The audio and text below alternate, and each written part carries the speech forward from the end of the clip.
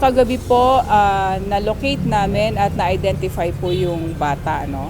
Pero ika-clarify lang po namin na hindi na po siya minor. At siya po ay isang 18 years old na babae at kasalukuyan po, lehitimo po na siya ay isang estudyante sa isang private school. At napuntahan nga po namin sa bahay nila doon sa Quezon City at talagang yung pagbebenta po ng sampagita, ayun po ang ikinabubuhay ng pamilya. Pinasinungalingan ng Mandaluyong Pulis ang mga lumalabas sa social media na miyembro umano ng sindikato si Sampaguita Girl. Ayon kay Mandaluyong Chief of Police, Police Colonel Mary Grace Madayag, totoong estudyante ang babae. Subalit lumang uniforme ang suot nito ng araw na itaboy siya ng gwardiya ng isang mall sa Mandaluyong City. Nagkataon na on that day, yun ang suot niya dahil pambahay niya na ngayon. Kumbaga ipinapalit niya pagkagaling niya sa eskwela. But there are times then na naka-t-shirt siya. Nagkataon na since pambahay niya na yun ang suot niya that time na nangyari ang insidente. Sinabi ni Colonel Madayag, medtech student at scholar ito na isang pribadong eskwelahan sa Maynila. Aniya, hikaho sa buhay ang pamilya ni Sampaguita Girl. Base sa obserbasyon ng Mandaluyong Pulis nang puntahan ang mga ito sa bahay.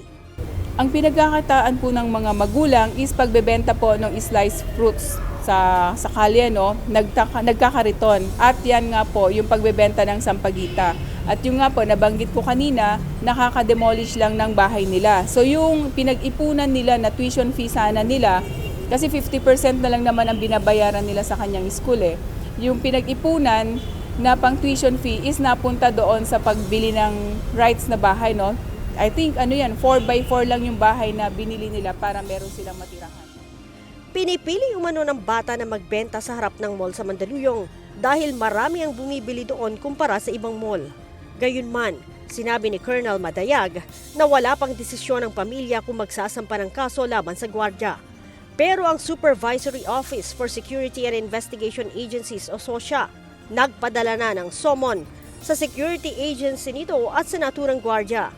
Ito'y upang mag-report at magpaliwanag hanggang Lunes.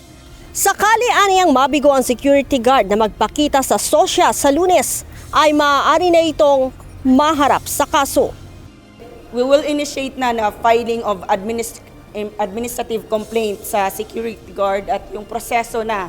Ibig sabihin after that, pasasagutin na po sila ng kanilang counter affidavit para po doon malalaman po natin nga kung merong liabilities both the security guard and the security agents.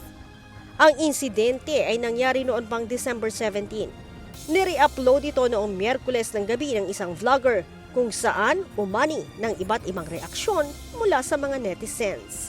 Leia Ilagan, UNTV, News and Rescue.